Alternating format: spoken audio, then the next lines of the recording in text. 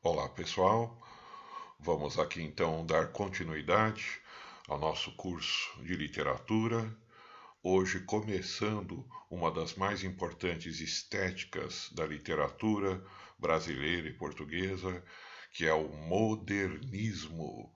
Nessa aula, o modernismo em Portugal. E depois, em aulas futuras, em outros vídeos, vamos estudar o modernismo aqui nas terras brasileiras, tá? Mas agora, um pouquinho, brevemente, vamos ver aqui nesse vídeo como foi o começo do modernismo lá em Portugal. Nessa imagem aí que você está vendo, o que está reproduzido aí, é uma revista. Trata-se do marco inicial do modernismo em Portugal. O ano foi 1915. Então, se você quiser anotar, tá bom? O marco inicial do modernismo em Portugal no ano de 1915. E esse marco foi a publicação de uma revista. Tá aí na imagem o nome da revista, chama-se Revista Orfeu. Teve apenas 2 números, mas foi suficiente para lançar em Portugal as ideias novas dessa estética chamada modernismo. Tudo bem, pessoal? Os seus representantes, os seus editores são esses aqui. O primeiro deles, Fernando Pessoa, nessa imagem, tá? Veja aqui em cima da mesa alguns exemplares da revista Orfeu. Ele era um dos editores, escritores, escreveu ali artigos, escreveu alguns poemas nessas revistas, né, nesses 2 números da revista Orfeu. Futuramente, é, vamos trabalhar em outras aulas, não é?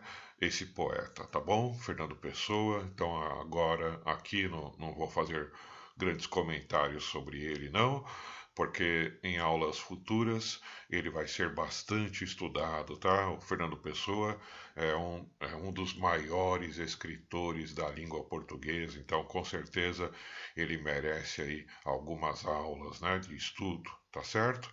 Aqui nessa aula de hoje eu queria que você registrasse apenas que ele é um dos responsáveis pela revista Orfeu. Escrevia artigos, era editor, escreveu alguns poemas que foram publicados nessa revista. E essa revista é o marco inicial do modernismo lá em Portugal. Além do Fernando Pessoa, que vai ser estudado posteriormente, um outro escritor importante é esse, Mário de Sá Carneiro, também um dos responsáveis pela revista Orfeu. Escreveu artigos também, escreveu alguns poemas. É, em relação à literatura modernista, aqui no caso do Mário de Sá Carneiro, o que você tem que saber? O que é bom anotar? Como é esse modernismo? A ideia básica do modernismo, lá em Portugal e depois aqui no Brasil, tem a ver com a liberdade. Essa é a palavra-chave quando se estuda o modernismo no seu início, tá bom? O que os escritores, os poetas queriam lançando essa nova estética é uma liberdade artística, consequência, com certeza, das liberdades conquistadas pelas vanguardas europeias, como estudamos anteriormente, pois as consequências dessas vanguardas europeias estão aqui na literatura do modernismo. Eu falei que a palavra-chave no modernismo é liberdade. Vamos anotar um pouquinho aí algumas considerações sobre isso. Essa liberdade se manifesta na literatura modernista, por exemplo, é, com a ausência de regras na métrica e na rima. O poeta ali, ele não está preocupado com esses rigores formais da literatura. Os versos são livres, os versos são brancos, numa linguagem coloquial. Entenda que linguagem coloquial, lá para os padrões deles do começo do século XX, hoje pode ser que você pegue aí um poema do Mário de Sá Carneiro e considere ali um português estranho, diferente, erudito, muito culto, mas ali para eles estão escrevendo um português em linguagem coloquial, tá? Então essa liberdade formal é uma das marcas. Não significa que eventualmente você não possa encontrar aí algum poema do Mário de Sá Carneiro que tenha um rigor formal. Claro, existe. Você sabe que em literatura sempre tem as exceções, né? Mas o padrão do modernismo é esse da liberdade formal. Além dessa liberdade formal, também uma liberdade temática. E como é que se manifesta essa liberdade temática? As referências na poesia, por exemplo, ao prosaico. Prosaico é o cotidiano, é o dia a dia, principalmente o cotidiano, o dia a dia das grandes cidades. Daí, modernismo, não é, pessoal? No caso de Mário de Sá Carneiro, desse poeta, desse escritor, é preciso também levar em conta que esse prosaísmo, essas referências no tema ao cotidiano das grandes cidades, estão associadas na poesia dele a um profundo existencialismo, ou seja, uma temática de questões existenciais. No caso dele, pessoal, muito tristes, porque é uma das suas marcas, tá? A tristeza, a insatisfação em relação à sua própria vida, a incompreensão da sua própria existência. E esse tema, ele trabalha bastante na literatura. Eu acho que vale a pena aí você anotar, tá bom? Ele acaba cometendo suicídio muito jovem, com apenas 25 anos de idade. E, e você percebe, né, esse tom de tristeza na literatura dele, tá bom? Na poesia. Mas ele também tem prosa. Esse é um livro de prosa, não de poesia, né? Do Mário de Sá Carneiro, chama-se A Confissão de Lúcio. Há alguns anos atrás, esse livro esteve na lista dos livros obrigatórios da Unicamp, então foi muito falado, mas já há algum tempo não se pergunta muito nos vestibulares sobre Mário de Sá Carneiro, nem a sua poesia, nem a sua prosa, tá? Mas é bom você saber. No caso aqui dessa obra, A Confissão de Lúcio, trata-se de um romance extremamente psicológico. Há um crime, há um assassinato que vai ser confessado aí por esse Lúcio, né, como diz o título, mas na verdade todo esse crime ele vai ser motivado por um transtorno mental, um delírio. Lúcio, sem perceber, ele não tem a consciência, mas ele narra um delírio que vai acabar gerando um assassinato. E esse delírio tem a ver com a questão do homossexualismo. O homossexualismo, que para esse Lúcio, né, não, ele não conseguia aceitar, tá?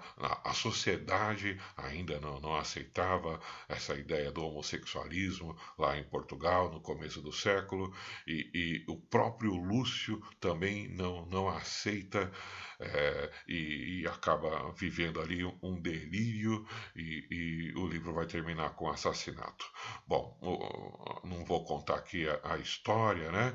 Mas eu queria que você soubesse que é um romance extremamente psicológico, tá bom, gente? É isso que vale para você anotar, tá? Então, fechando aqui os comentários da aula, é, o marco inicial, a revista Orfeu, o ano 1915, esses dois os principais responsáveis por essa revista. Fernando Pessoa, eu já falei que eu vou fazer algumas aulas especiais para ele, né? O Mário de Sá Carneiro, um ótimo representante do modernismo português aqui no seu início, por causa da sua literatura de liberdade. Você se lembra que eu acabei de dizer? A liberdade formal, a linguagem coloquial e nos temas um prosaísmo que é aquela temática sobre o dia a dia, o cotidiano, mesclada, misturada com um questionamento existencial muito pessimista. Ele não consegue compreender a sua própria existência e isso está na literatura dele, tá bom, pessoal? Também vou registrar aqui, e você também, se possível, aí no seu caderno, que o modernismo em Portugal tem essas três fases que estão aqui marcadas, tá bom? A primeira, ali na 1915, você já anotou isso? Orfismo, por causa justamente dessa revista chamada Orfeu, em que Mário de Sá Carneiro e Fernando Pessoa lançam as novas ideias dessa estética, né? Chamada modernismo, tá bom? É a fase aí que cai mais assim nos vestibulares, é essa primeira, tá certo? Aí já na década de 20, 30, uma outra fase chamada de presencismo. O nome é porque nessa época foi lançada uma outra revista literária, né? Você está entendendo? Chamada Presença. E aí, esse modernismo, nessa fase, já é um modernismo mais psicológico, né? Aquele livro lá, A Confissão de Lúcio, é um ótimo exemplo disso. Finalmente, já na década de 30, 40, 1930, 1940, essa terceira fase do modernismo, chamada de neorrealismo. Agora, para entender o neorrealismo, aí primeiro você tem que entender como foi o modernismo aqui no Brasil. Então, veja, terminando aqui as minhas considerações, que aqui no modernismo em Portugal acontece uma inversão. Como assim? Que inversão que é essa?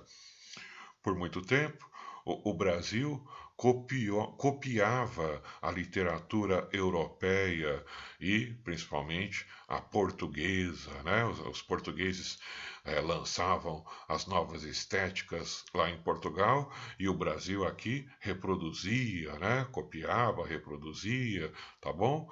Já no modernismo a situação se inverte, principalmente no presencismo e no neorrealismo. Agora são os portugueses que são influenciados pelos brasileiros, tá bom?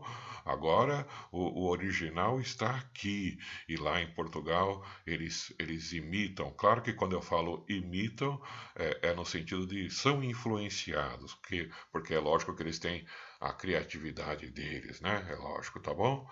Então, tô encerrando aqui essa breve introdução, tá, do modernismo em Portugal, com essa imagem muito bonita aqui de Lisboa. Tudo bem, pessoal? Então é isso.